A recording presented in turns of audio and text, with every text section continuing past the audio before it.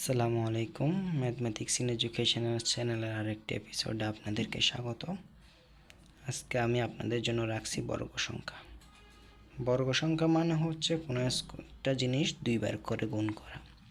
এখানে দেখেন এক লাইনে ক্রমিক সংখ্যা 1 থেকে 10, এদিকে 11 থেকে 20 পর্যন্ত লেখা আছে। আর এক লাইনে 1, 4, 3, 9, অর্থাৎ 1 এর বর্গ হচ্ছে 1, অর্থাৎ দুইটা 1 গুণ করলে 1 হয়।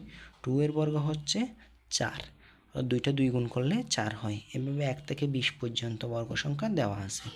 যারা নতুন করে বর্গ সংখ্যা শিখতে চান বা বর্গ সংখ্যা সম্পর্কে অত্যধিক পরিমাণে জানতে চান, তাদের জন্য একটা খুব উপযোগী ভিডিও। তারা শিখে রাখবেন, পরবর্তী সময়ে 21 থেকে 40 পর্যন্ত বর্গ সংখ্যাগুলো দেওয়া হবে।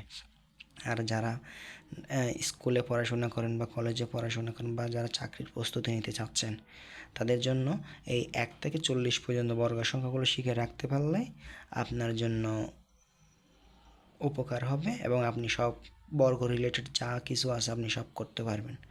ধন্যবাদ সবাইকে সাথে থাকার জন্য। আসসালামু আলাইকুম।